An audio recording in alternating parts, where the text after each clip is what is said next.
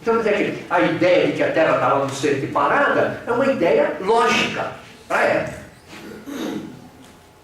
Então, é isso que eles diziam. Então, pensar que a coisa vinha vindo aqui, ó. Então, essa estrela vermelha, ela nascia aqui desse lado, se punha aqui do outro lado, ponto final. Já o Copérnico, ele achava que não. O céu está parado. E, na verdade, é a Terra que gira no sentido oposto. Então, a Terra que gira para cá. Se eu continuar pegando aquela mesma estrela, conforme a Terra do meu horizonte passou aqui, parece que essa estrela está vindo para cá. Parece, mas na verdade é a Terra que está girando para cá. Bom, quem é que estava certo? É claro que o Copérnico estava certo. O Ptolomeu estava errado.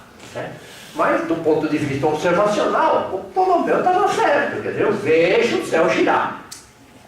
Simplesmente porque eu não conseguia conceber, naquela época, a ideia de que eu estava me movimentando. Então, havia um monte de geocentrismo por pura convicção. Eu acho que... Então, o que acontecia? Botava lá a Terra no centro e arranjava uma explicação maluca qualquer. Por exemplo, o Platão. O Platão botava a Terra no centro e todos os astros estavam presos ao céu. E esses astros, então eles estavam fixos ao céu, né, na esfera celeste, e eles podiam andar entre diversas esferas celestes. Então imaginar que tinha cada astro, que podia ter alguns planetas, né, podiam ter diferentes esferas, e os astros podiam passar de uma esfera para outra, e coisas assim. Maluco, mas era o que ele imaginava. Aí, teve alguém que então colocou um sistema geocêntrico puro, é aquele que está a Terra, Lua e todo o resto gira em volta da Terra, inclusive a esfera das estrelas fixas. Isso é o geocentrismo puro, tudo gira em volta da Terra. Ponto final. Esqueci de falar uma coisa. Percebe que eles colocavam os astros, né? Colocavam. Está dando para ouvir? Sim. Então colocavam o astro nessa ordem aqui.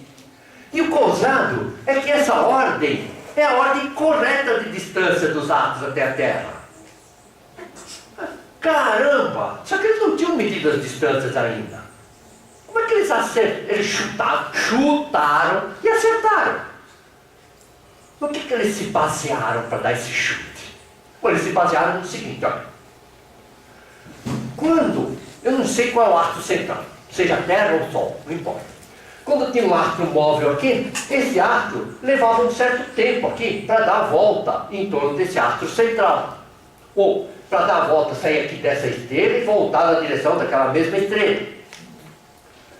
E o que eles imaginaram é o seguinte: quanto mais tempo o astro levasse para dar a volta em torno do astro central e voltar até o mesmo ponto do céu, quanto mais tempo levava para fazer essa volta, é porque tinha que estar mais longe.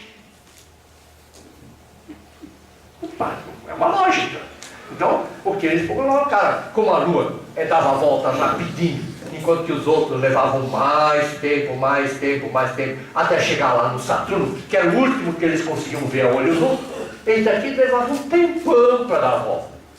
Daqui levavam 10 anos, 12 anos para dar a volta, enquanto que a Lua dava a volta em 27 dias. Então eles colocaram nessa ordem. Acertaram? Acertaram. Chutaram. Tem explicação? Tem. Quem é que deu essa explicação? O Kepler, através da sua terceira lei. Só que isso em 1600.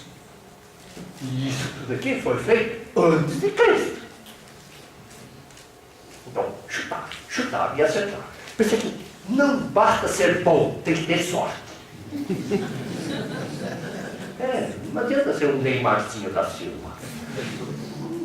Pode ser bom, mas se chuta fora ou cai toda hora, não funciona. Cara, você precisa ser bom e ter sorte. Então a terceira lei de Kepler diz o seguinte, que se eu tenho um astro girando aqui em volta do Sol aqui, num certo tempo T com um raio R, e um outro girando aqui num certo T' com um raio R', o Kepler verificou que quanto maior for o raio, maior é o tempo que leva para dar a volta. Então, só que isso só foi verificado bem depois. Inclusive, então, percebe que o cubo do semi-eixo maior é proporcional ao quadrado do período orbital. Hoje nós sabemos que, na verdade, essa fórmula aqui é aproximada. Nós vamos falar já. Mas, enfim, é isso aí. Então, tomar cuidado, porque nós vamos ver que é aproximado. Muito bom. Aí, o Eudóxio tinha umas ideias malucas. Então, ele achava o seguinte: está aqui o céu, está aqui a Terra, ele botava a Terra no centro, está aqui a Terra. Imagina ter um planeta aqui assim. E vamos supor que esse planeta estivesse fixo aqui, nessa esfera aqui. E essa esfera está girando em volta de um eixo. O que vai acontecer? Então está lá um monte de estrelas lá no fundão, e conforme essa esfera vai girando, com o planeta preso, esse planetinha parece descrever um movimento aqui com relação às estrelas. Movimento retilíneo. Imagina, vocês estão dentro de uma bola, e no centro da bola, e essa bola vai girando com alguma coisa presa àquela bola. Que aquela bola vai fazer um movimento aqui sempre à mesma altura de vocês. Só que quando eles observavam o céu, eles percebiam que não era isso não que acontecia. Eles percebiam que os planetas, por exemplo, faziam uma órbita malucona dessa daqui assim. Mas como explicar isso? Bom, tudo bem. Com uma esfera não deu certo, bota mais uma. Então, o que ele fez? Então, botava essa esfera aqui, aí precisa botar mais uma inclinaçãozinha aqui. Então, botava uma esfera meio inclinadinha, mas ele volta, bota a bola, vem girando no sentido oposto a esse daqui. Então, iam colocando uma esfera dentro da outra, e no final todas elas giravam juntas de tal forma que desse aquele movimento. Funcionava? Funcionava, conseguiu explicar, às custas de um monte de esferas desse tipo. Mas funcionava. Então, por exemplo, o Eudóxio aqui, ele colocava também, no caso de Marte, para poder explicar a órbita de Marte, colocava a Terra aqui assim, e Marte nessa esfera aqui, só que essa esfera girava aqui, o eixo está aqui, girava em torno de uma outra aqui, que estava aqui assim, essa outra girava em torno de uma outra, e essa outra girava em torno do céu. Funcionava? O problema era fazer as contas. Vocês vão ver qual era o problema de fazer essas contas. Bom, o Aristóteles achava que aquele negócio de esfera celeste é tudo legal, só que essas esferas celestes é uma coisa assim, imaterial. Não. As esferas celestes eram esferas de cristal. Então, o céu era formado de esferas de cristal. E essas esferas, então, para poder explicar os movimentos de todos os astros que eles conheciam, precisavam de 55 esferas, uma dentro da outra. Bom, funcionava, mas acho assim. O Aristóteles era aquele que achava que havia as coisas que formavam a Terra, água, ar, terra e fogo, chamados elementos da Terra, mas o céu era outra coisa. No céu tinha éter. Não foi, mas o éter aqui que tem sentido dar uma viajadinha. Só que a coisa é exatamente o contrário, né? Quer dizer, na época, o que eles fizeram? Na época, eles já conheciam o éter. Então, o éter era uma coisa que era evaporável, e coisa assim, era uma coisa etérea. E eles achavam que no céu tinha que ter uma coisa etérea. Daí chamaram de éter. Então, apesar que o contrário daquilo que a gente pode imaginar. Então, o Aristóteles, então, contava lá a Terra aqui, e as esferas mesmo, esferas de cristal, com simetria radial perfeita, e cada planeta tinha a sua esfera, sendo que, às vezes, de vez em quando, precisava de mais do que uma para poder explicar. Do que é feito o céu? Bom, aí é que está. Lembra que uma das ideias era que era etéreo, né? Uma coisa que não existia na Terra. Só que essa ideia de que o céu era feito de materiais diferentes daqueles que existiam na Terra, é uma ideia que era normal naquela época. Então o céu era o céu, a terra era a terra, coisas diferentes. E esse Anaxágoras, ele tem umas ideias que ele achava, não, ele viu um cometa cair da Terra, e aquilo que sobrou daquele cometa, ele analisou e verificou que aquilo que tinha lá nisso aqui é a mesma coisa que tinha aqui na Terra. Quer dizer, olhando para aquela pedra que caiu do céu, e olhando para uma pedra na Terra, era pedra. Não tinha diferença. Hoje a gente sabe que pode existir pequenas diferenças, mas realmente as composições químicas são as mesmas. As estruturas cristalinas podem ser diferentes, associadas com diferentes formas diferentes tipos de formação, diferentes processos de formação. Mas o material é o mesmo. Então, o que ele dizia? O Anaxágoras dizia, então, que bom, já que essa pedra que caiu do céu tem a mesma composição que os materiais que tem aqui na Terra, no céu tem a mesma coisa que tem aqui na Terra. Essa foi uma coisa, essa foi, de uma forma, foi um dos primeiros métodos científicos utilizados. Olhou, verificou, abate. Bom, então, no céu tem a coisa que tem na Terra também. De modo que o céu não era só de material etéreo. O Anaxágoras ainda tinha uma outra ideia também. Ele achava que a Via Láctea era uma concentração muito grande de estrelas. E na época ele já chutava isso. Não sabia, chutava. Ele simplesmente chutava. Acertou, mas chutou. Aí apareceu o geocientismo com algumas ressalvas. Por exemplo, imagina que está aqui o Sol, um pouquinho antes, o Sol, um pouquinho depois dele se pôr. E verifique que assim que o Sol se põe, eu consigo ver o planeta Vênus lá. Algum chão de estrela d'alva. De estrela não tem nada. É um planeta. Depois nós vamos ver a distinção entre essas duas coisas. No dia seguinte, quando o Sol se puser, eu vejo que Vênus está um pouquinho mais alto. No outro dia ele está um pouco mais alto. No outro dia ele está baixando. No outro dia em que o Sol se pôs, ele está aqui. Depois, no outro dia, eu não consigo mais ver Vênus quando o Sol se pôs. No entanto, alguns dias depois, se ao invés de olhar para o lado onde o Vênus estava, o Sol estava se pondo, se eu começar a olhar um pouquinho antes de o Sol nascer, eu vou verificar que o Sol, um pouquinho antes do Sol nascer, eu vejo Vênus aqui. Então, depois desse dia aqui. Aí, mais um dia depois, eu vejo que um pouquinho antes do Sol nascer, Vênus está mais alto. Um pouquinho antes do Sol nascer, Vênus está mais alto. Um pouquinho antes do Sol nascer, o Vênus está um pouquinho mais baixo. Um pouquinho depois do Pó, e depois não vejo mais Vênus.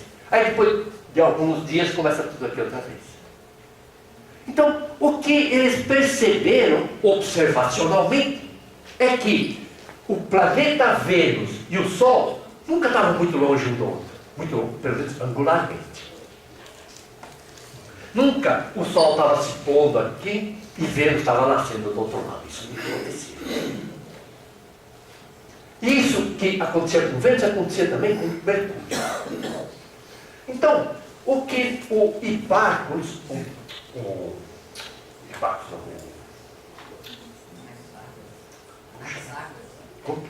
Anaxágoras. Não é Anaxágoras. Como é que é o nome dele? Volta. Ah, eu não falei o nome. Ah, bem. Então, já vai aparecer. Então, o que acontece? Imagina que aqui tivesse a Terra, aqui o céu com as estrelas fixas, e vamos supor que o Sol aqui, aparentemente, está girando aqui em volta, e Júpiter está girando aqui assim. O que acontece é que eu consigo ver o Sol aqui perto de Júpiter, mas consigo ver Júpiter também do outro lado do Sol. Quer dizer, o Sol fica de um lado e Júpiter fica do outro. Quer dizer, eu consigo ver Sol e Júpiter a qualquer posição, a qualquer ângulo um do outro. Mas, no caso de Vênus, isso não é verdade. Eu só consigo ver Vênus aqui, pertinho do Sol. Nunca o Sol está aqui e Vênus está aqui do outro lado. Isso não acontece. Nunca. Vênus e o Sol estão sempre aqui pertinho. Então, a ideia é de que, já que Vênus angularmente nunca se afasta muito do Sol, então o que o Heráclito sugeriu foi o seguinte: a Terra continua no centro, a Lua gira em volta da Terra, o Sol gira em volta da Terra, mas Mercúrio e Vênus giram em volta do Sol. Pois não? Você falou que um deles já acreditavam na questão da galáxia, mas como se deu isso de saber, suporem que a galáxia era aglomerada? Chute. Puro chute. Para quem não ouviu a pergunta dela, como é que os antigos sabiam que a galáxia era um aglomerado de estrelas? Não sabiam. Chute. Puro chute. Não, eu perguntei, como eles já tinham essa ideia de existir uma galáxia, existir algo além do céu? Várias coisas que não... Percebe que a galáxia a gente consegue ver no céu. Então a galáxia é chamada Via Láctea. Tá? Então a galáxia eles iam no céu. Então eles iam que era uma mancha no céu. Só que o que o nosso amigo lá achava é que, aquela mancha na verdade era um monte de estrelinhas, porque tantas que pareciam dar uma nuvem. Mas era bucho. Mas pensa que a galáxia eles diziam onde não. É a Via Láctea. Na época eles não chamavam de galáxia, chamavam de Via Láctea. Vocês vão ver que na verdade é a mesma coisa, porque galáxia é caminho de leite. Chocolate galáctico. E a mesma coisa é Via Láctea. Láctea é leite. Então, na verdade é a mesma coisa, só que um é romano e o outro é grego. Muito bom. Então, o que o nosso amigo, o Heráclito, imaginava era isso aqui, que tudo girava em volta da Terra, que a Lua girava em volta da Terra, que o Sol girava em volta da Terra, mas Mercúrio e Vênus giravam em torno do Sol. Percebe que isso vem de uma observação. E significa que esta ideia aqui é uma ideia melhor do que simplesmente um sistema geocêntrico puro. Já é alguma coisa melhorada, baseada em observação. Agora, só para você ter ideia, quando é que se pôde provar que a Terra girava? Você lembra que até agora eu falei que eles só chutavam que a Terra girava. Como é que foi provado isso? Percebe que a Terra tem um movimento que pode ser decomposto em várias partes. Vamos começar com a parte, nós vamos ver todas elas ao longo do curso. Vamos ver a rotação. Como é que se provou a rotação? Então, como se provou que a Terra gira em torno do seu eixo? Bom, Galileu já falou. Lembra que ele falava que a Terra se movia? Falava. Provou? Não. Só falava. Então, ele dizia que a Terra se movimentava, mas nunca mostrou nenhuma prova de que isso fosse uma verdade. A primeira prova sobre a rotação da Terra foi possível se fazer através de conhecimento de mecânica, basicamente de dinâmica. Por exemplo, imagine o seguinte, imagine que eu tenho um pêndulo aqui, e eu vou colocar esse pêndulo para oscilar. E vou colocar esse pêndulo para oscilar de tal forma que o plano de oscilação passe por uma estrelinha lá longe. Portanto, eu sei o plano de oscilação do pêndulo. E eu não vou aplicar nenhuma força perpendicular àquele plano de oscilação. Então, boto isso aqui para oscilar e não vou fazer nenhuma força assim. Pelo princípio da inércia do Newton, quando não existem forças perpendiculares ao plano de oscilação, aquele plano se mantém fixo no espaço. Não pode mudar. Não tem força, não muda de posição. Então, imagine o seguinte, eu vou fazer a experiência numa mesa giratória, uma forquinha aqui, botar o pêndulo para oscilar aqui assim. Vamos supor que não tem atrito nenhum, e aí eu vou pegar e vou girar essa mesa. Só que como eu estou imaginando que não tem atrito, a hora que eu botei isso aqui para oscilar num plano, eu posso ficar girando a mesinha com a forca para o lado que eu quiser. O plano de oscilação tem que manter o mesmo, porque não houve nenhuma força perpendicular ao plano de oscilação. Então, imagine o seguinte, vamos fazer essa experiência de uma forma bem dramática. Vamos fazer a experiência no polo norte da Terra. Então, vou botar uma forquinha e botar uma coisa aqui para oscilar. Só que, bom, eu vou ter que ficar observando aquilo, então vou fazer a experiência dentro de um igluzinho. Então, tá aqui o meu iglu, aqui tá a portinha, tá aqui assim. Aqui na ponta eu vou pendurar o pêndulo e vou pôr isso aqui para oscilar aqui assim. E vou ficar olhando. Então, agora só que eu vou fazer a experiência primeiramente vista por um extraterrestre. Então, o que o extraterrestre vai ver? Ele vai ver que aqui tem um pêndulo oscilando nesse plano que passa por essa estrelinha. Só que a Terra gira. Então, a Terra girou para cá um pouco. Só que como não tem nenhuma força perpendicular ao plano de oscilação, o pêndulo continua oscilando no mesmo plano daquela estrelinha. A Terra gira mais um pouquinho, mas o plano de oscilação continua o mesmo. A Terra gira mais um pouquinho e o plano de oscilação continua o mesmo, com relação às estrelas. Então agora, vamos ver o que ele viu então. Ele viu, então, agora o iglu visto de cima. Está aqui o iglu, aqui está a portinha do iglu e o pêndulo girou, oscilou nessa direção aqui, no plano passando pela estrelinha. Aí a Terra girou um pouco, a porta do iglu foi para lá, mas o plano de oscilação continuou passando pela estrelinha. Aí a Terra girou mais um pouquinho, a porta do iglu foi mais para lá, mas o plano de oscilação continuou passando pela estrelinha. Mais um pouquinho, o plano de oscilação passando pela estrelinha.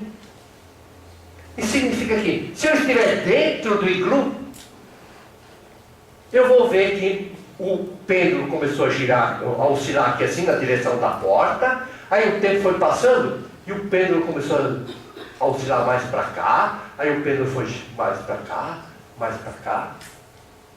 Percebe? Isso porque eu estou girando junto com a Terra. Significa que a estrelinha estava nessa direção, depois a estrelinha está nessa direção, depois a estrelinha está nessa direção, depois a estrelinha está nessa direção. Não, não é que a estrelinha mudou de direção. A Terra que mudou de direção, mudou de posição. Então, essa é a experiência do Foucault. Ele sugeriu e fez a experiência. Não no Polo Norte, ele fez a experiência lá na França, pendurou lá um peso com... Esse peso era uma esfera oca, cheia de areia, bem fininha, tinha um biquinho embaixo. Então, cheia de areia, com um biquinho aqui embaixo. E pôs aquilo lá para oscilar. E bom, percebe que ele verificou que, agora eu estou vendo, ele verificou que o pêndulo girava assim. A areia ia chorando no chão, ia fazendo um movimento, demarcando a direção de oscilação do pêndulo com relação à sala. Só que aí ele já conhecia os princípios da mecânica, o princípio da inércia. O plano de oscilação do pêndulo não pode mudar, porque não tem força perpendicular ao plano de oscilação. Ué, mas mudou? Não! O referencial mudou. O plano continua o mesmo. Eu é que fui mudando de posição com relação ao plano. Eu mudei, a Terra. Aí então foi a primeira prova de que realmente a Terra tinha movimento de rotação. Que época foi isso? Desculpa? Que época foi isso? Ah, isso é do pêndulo por volta de 1800. Então, pensei que a conclusão da experiência de Foucault é que a Terra gira em torno do seu eixo. O Galileu chutou Certo, mas chutou. Não conseguiu provar que a Terra se movimentava. A igreja condenou ele como um herege, que a igreja adotava que a Terra era fixa no centro do mundo. Bom, em 1992, o Papa lá da Igreja Católica absolveu o Galileu, quer dizer, o Galileu não era herege. Pena que não pôde ressuscitar o Giordano Bruno, e a igreja assassinou pelo mesmo motivo. Só que o Giordano Bruno, eles botaram no fogo mesmo. O Galileu já estava velhinho, eles deixaram passar. É claro que o geocentrismo apresentava alguns problemas. Os primeiros modelos matemáticos que tentavam explicar o comportamento dos astros funcionavam assim. Funcionava Era assim. bem assim. Perdão. Mas, Perdão. Conectei.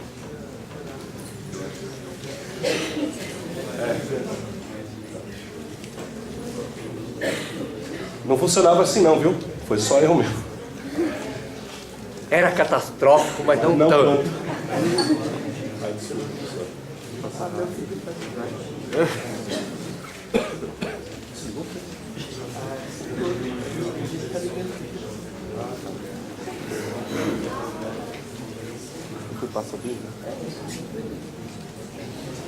Bom, enquanto eles vão acertando aí as coisas, deixa eu continuar. Então, eles faziam o seguinte, eles observavam o céu e, por exemplo, o planeta Marte. Então observaram o planeta Marte durante muitas noites, aí iam marcando. Nesse instante, nesse dia, Marte estava naquela posição. No outro dia, Marte estava naquela posição. No outro dia, Marte estava naquela posição. E assim para frente. Eles iam fazendo observações e anotando essas observações. Aí eles chegaram numa equação matemática. Simples, mano, uma equação matemática. Geralmente uma regrinha de 3. Bom, se hoje está aqui, amanhã está aqui, se ontem estava aqui, hoje está aqui, então eu consigo prever que amanhã vai estar lá. E bom, eles faziam essa previsão e tentavam observar. E não estava lá. O som. Aqui ele não chutou, aqui ele não tem culpa. Foi só aqui. Será duas coisas, né? Pode ter acabado a bateria, acabou a bateria. Tem? Foi o.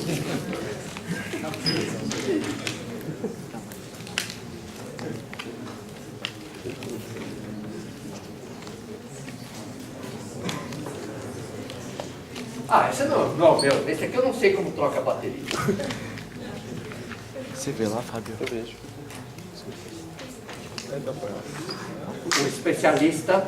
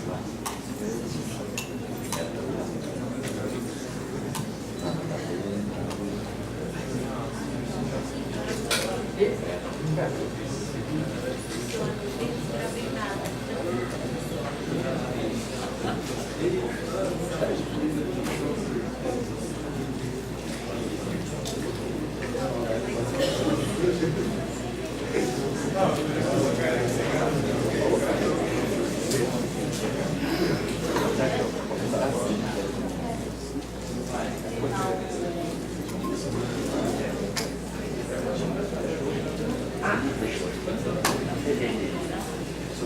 Não.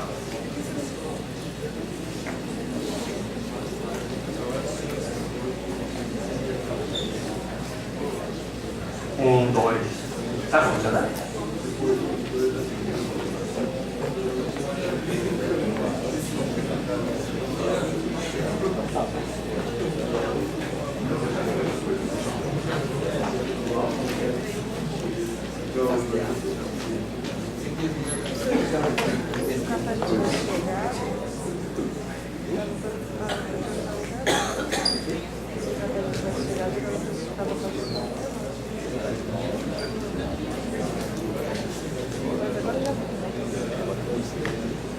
Isso aqui, pessoal? Eba! Tecnologia voltando. Obrigado, obrigado.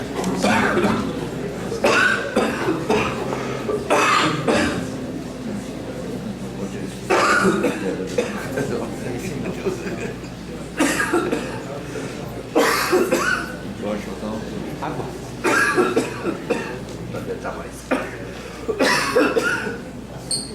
É que eu não quis falar para o coordenador, porque senão ele ia ficar com ataque cardíaco. Mas há 10 dias que eu estou resfriado. E eu estou dando aula à base de xirocaína. Uma laringite. Não, laringite. Que é o água. Água já não adianta mais. Precisa ser bem mais do que isso. Muito bem, tá. Então isso já foi. É o problema. Então, tá aqui que nós tínhamos falado. Observava a posição de Marte durante. Então, observava a posição de Marte e media a cada instante a sua posição, e aí fazia uma formulinha, e a partir dessa formulinha conseguia-se, a partir da observação de que a cada instante tinha uma certa posição, ele conseguia achar a formulinha que permitia achar a posição em função do tempo. E bom, aplicou isso daqui e dizia assim, opa, previ, Marte estaria lá. Só que, bom, caiu do cavalo, Marte não estava lá e estava numa outra posição. Quer dizer, então, pensar que as teorias não conseguiam explicar exatamente o movimento. Foi então que o Apolônio, lembra que o Apolônio era aquele que por religião achava que a Terra tinha que estar no centro. O Apolônio, ele dizia o seguinte, olha, tá bom, o planeta não gira em volta da Terra numa circunferência bonitinha assim, não. Na verdade, o planeta gira em volta de um movimento circular uniforme, em torno de um ponto fictício, e esse ponto gira em volta da Terra. Pensei que com isso já dava para explicar. Pensei que isso daqui não deixava de ser uma série. Dava um movimento maior com isso daqui e mais um pedacinho do movimento, a parte particular, colocando aquilo lá. Pensar que isso não é muito diferente daquele monte de esferas uma dentro da outra. Só que aí ele não colocava esfera, colocava circunferências.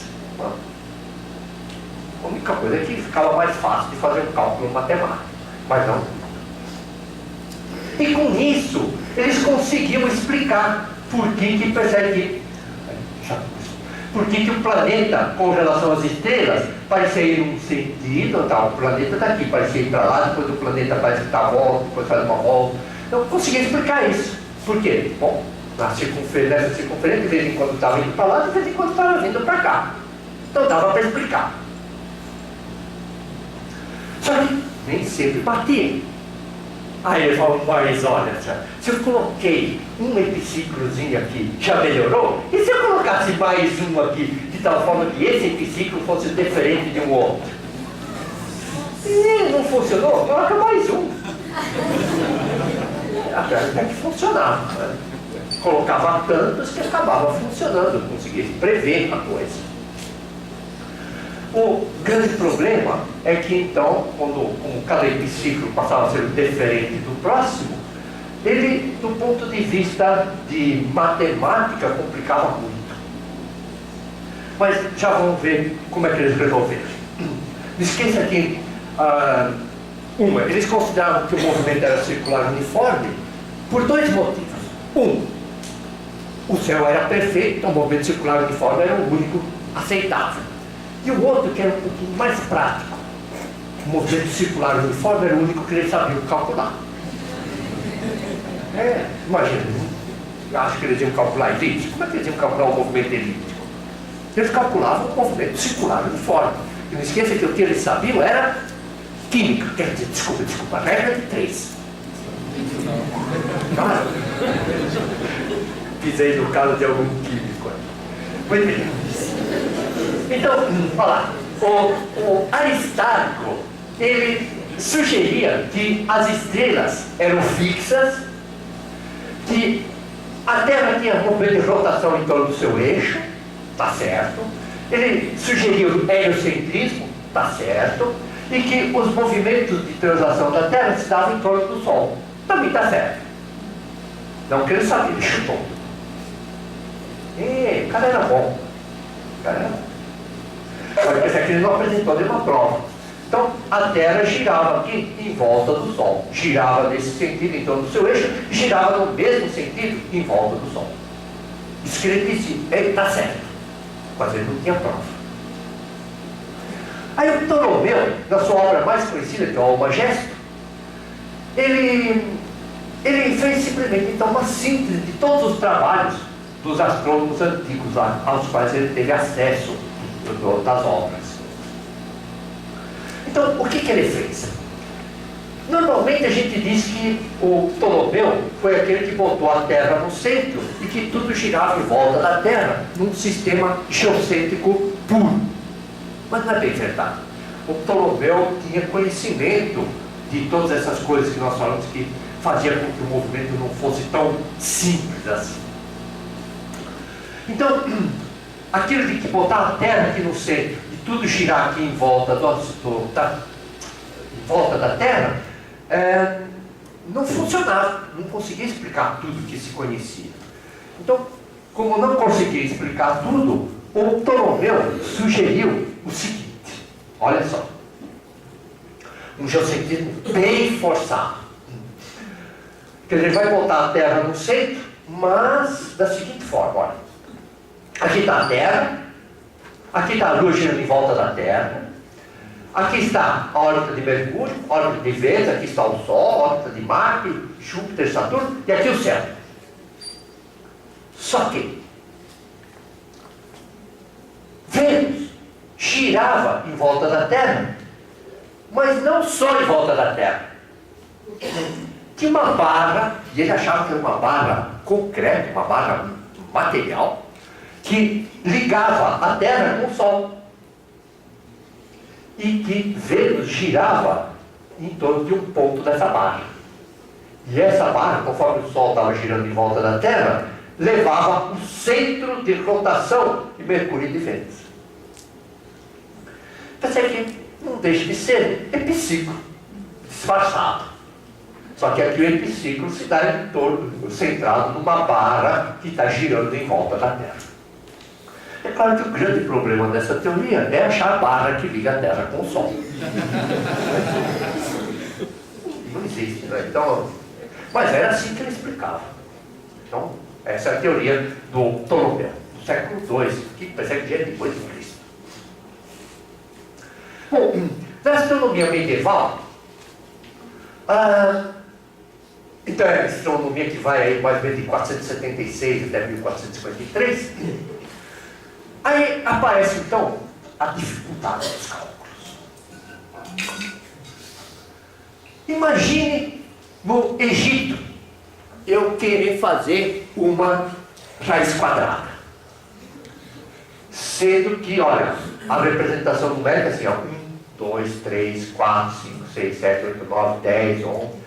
Bom, Imagine fazer uma continha, não precisa ser uma raiz quadrada, faz uma continha de adição. Faz 243 mais 129 nisso daqui. Ou então coloca lá 1200, utilizando esse sistema. Terrível. Terrível. Não tem jeito fácil de fazer isso. Aí os babilônios. Os babilônios, pior ainda. Nós vamos lá do 0 ao 9. Eles iam do 1 ao 60. Do 1 ao 59. O 0 para eles era deixar um espaço branco. Então imagina fazer uma conta com isso aqui, por exemplo, 47 mais 59. Só o tempo que você leva para escrever isso daqui, você já perdeu a vontade de fazer a conta. Aí os algarismos romanos, e todo mundo conhece. Bom, peraí, escreve em algarismo romano 237 mais 1453. E faz a conta em algarismo romano. Não pense em algarismo decimal, pense em algarismo romano. É terrível. Eu falei em algarismo decimal, em algarismo arábico. Aí os hindus acabaram representando aí do 1 ao 9. Aí eles inventaram o 0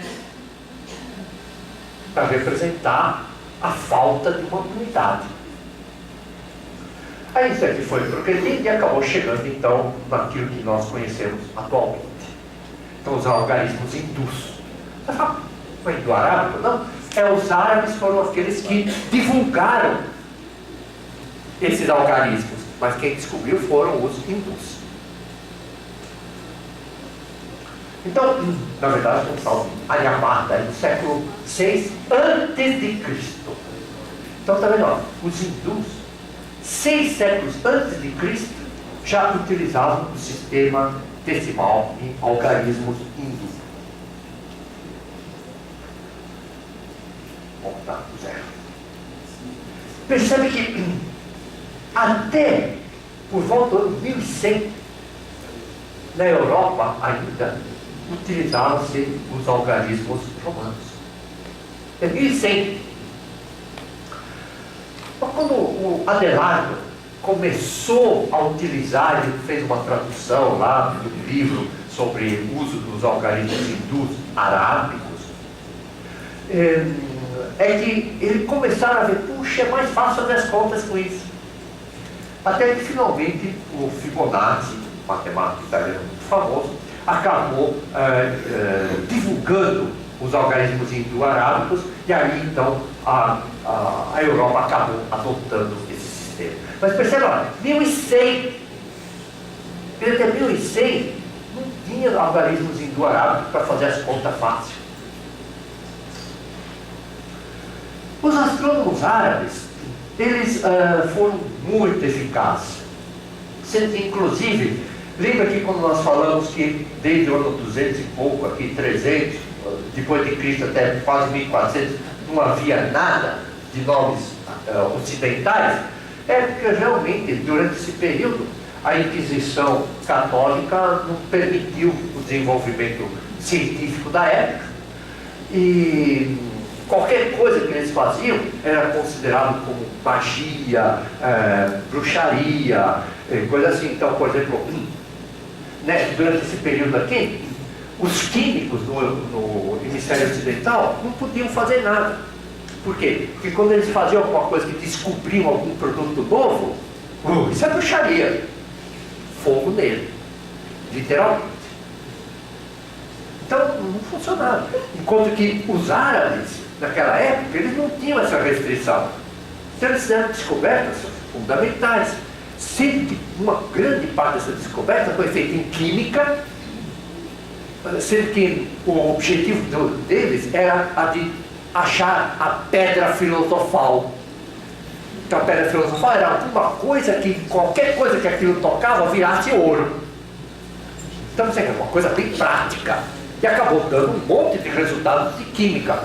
Menos a pedra filosofal, mas um monte de outras coisas eles descobriram. Então percebe que desenvolveu. E a astronomia também eles desenvolveram muito naquela época. o que no Ocidente não podia se falar, principalmente se fosse alguma coisa ia contra aquilo que a Igreja Católica adotasse. Então, durante esse período aqui, a coisa foi complicada. De modo que, por exemplo, uma grande quantidade dos conhecimentos que foram feitos aqui no Oriente, que no Oriente era mais Mediterrâneo, no Oriente Próximo, aqui, acabaram chegando para a Grécia, e eles acabaram chegando para a Grécia por diversos motivos, e da Grécia acabaram chegando aqui para a França, para a Espanha, uma coisa assim. Depois aqui desenvolveram, aí houve uma grande imposição para não continuarem as pesquisas, aí os judeus, que foram sempre grandes comerciantes, né? Ainda são grandes comerciantes, acabaram levando de volta esses conhecimentos de astronomia para o Oriente. E só depois, quando aqui já diminuiu bastante o problema da Inquisição, é que os conhecimentos daqui voltaram para cá, através dos judeus outra vez. Então, o que acontece é que os árabes pegaram uma grande quantidade de conhecimento do Ocidente, conhecimento de astronomia, por exemplo, e desenvolveram de forma muito grande aqui de volta no país deles. Então, a astronomia islâmica foi uma astronomia muito produtiva. O Lupé, por exemplo, ele era um cara muito famoso lá em Samarcã. Samarcã é aquilo que hoje corresponde ao Uzbequistão.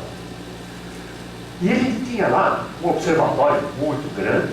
Esqueci de dizer, ele era o chefe daquela região.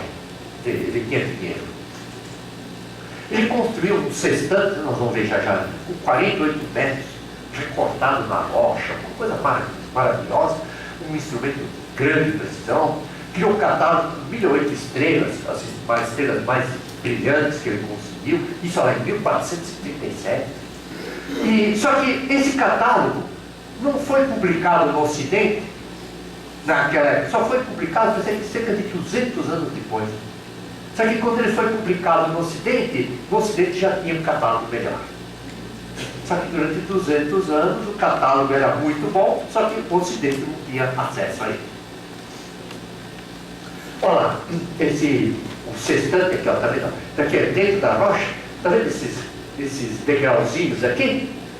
Degrauzinhos é um pedaço de uma circunferência, né? Um sexto de uma circunferência, onde cada degrauzinho daquele lá correspondia a um certo número de graus. Então o que eles faziam era observar aqui um buraco que tinha lá em cima. Quando o astro passava por aquele buraco, eles sabiam qual era a posição do astro. Com grande precisão.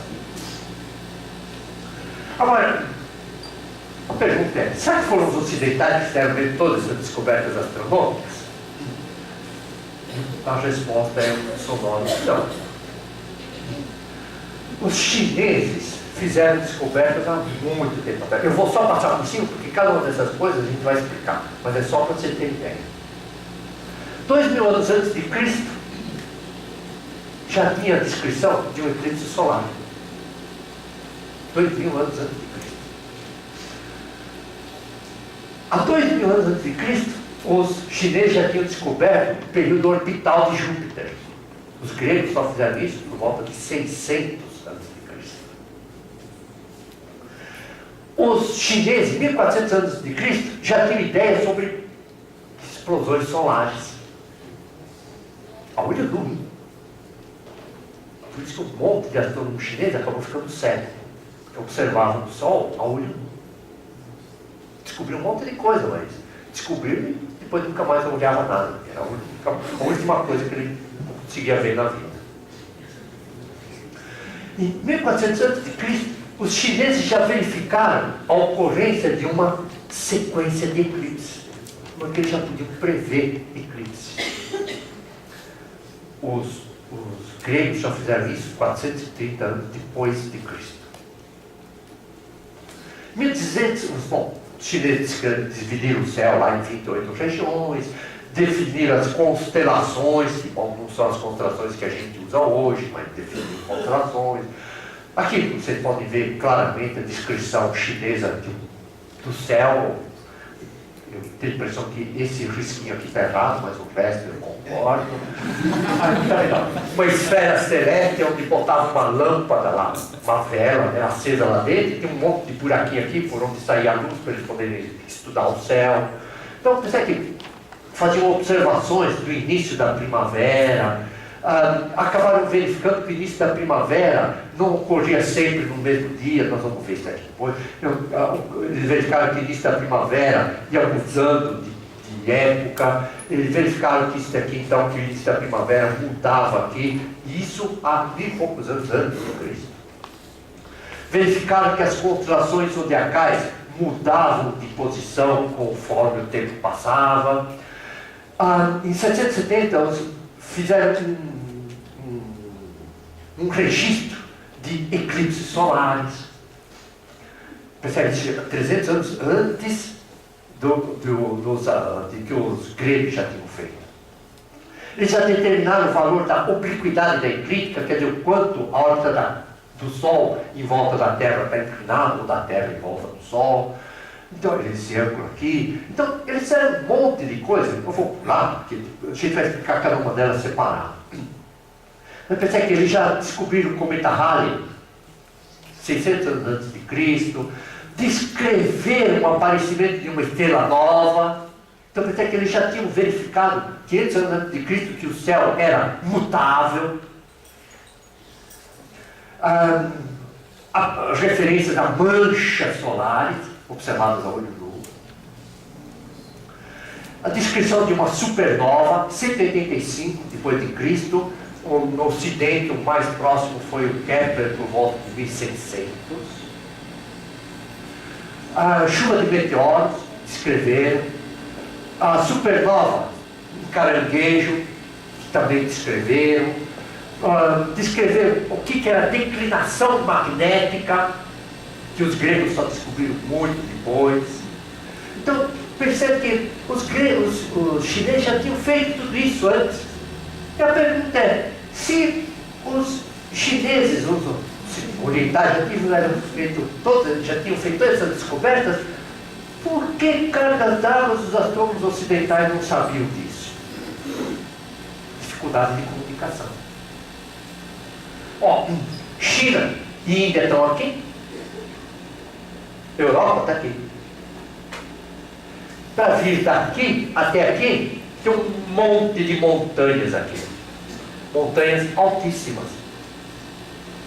Por exemplo, Everest. E um monte de outras. Então, para vir daqui até aqui, era muito complicado. Nem se sabia o caminho para fazer isso. Só o Marco Polo é que conseguiu, pela primeira vez, um caminho para vir daqui da China e da Índia para cá. Bom, esse aqui é um pedaço do caminho. Quer dizer, imagina, você está aqui assim, eu sabia agora para onde eu vou. Tem montanha para todo lado. Então, aí é que eles descobriram a tal da rota da seda, para poder seguir a informação daqui para cá. Bom, aí vem a astronomia renascentista, com os observatórios do Tycho Brahe, eu estou acabando isso aqui. 2 observatórios, né, de Sternberg e Uraniborg, e esses observatórios, sendo que um deles é um observatório astronômico subterrâneo. Aí você fala, caramba, tem sentido fazer um observatório para observar o céu, mas o observatório é embaixo da Terra? Tem, porque o problema é que as variações de temperatura fazem com que a precisão dos instrumentos caia. Lembra que uma régua dilata, esquenta. Então, por essas variações, enquanto que se fazia a observação debaixo da Terra, através de buracos no chão, era mais precisa a observação. Então, nos sextantes também, tá vendo? Esses instrumentos eram pequenininhos aqui, do tamanho de um homem, assim, qualquer coisa assim, mas era um instrumento de boa precisão. Aí o Tycho Brahe. O Tycho Brahe, olha o sextante dele, compara com o tamanho de uma pessoa. Então, o Tycho Brahe, ele tinha uma característica importante, ele era primo de um rei. E o rei adorava astrologia. Então, o Tycho Brahe era um observador excelente. Ele tinha aquilo que a gente chama de tino comercial. O rei é rico, gosta de astrologia. Eu conheço astronomia. Eu posso fazer um pouquinho de astrologia também. E fazia as previsões astrológicas para o primo rico.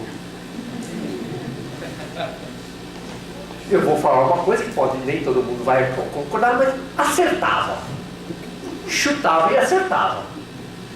E o primo ficava muito contente. E aí, então, o Tycho Brahe chegava para ele e falava: olha, priminho querido do coração, se eu tiver instrumento melhor, eu posso fazer a previsão melhor.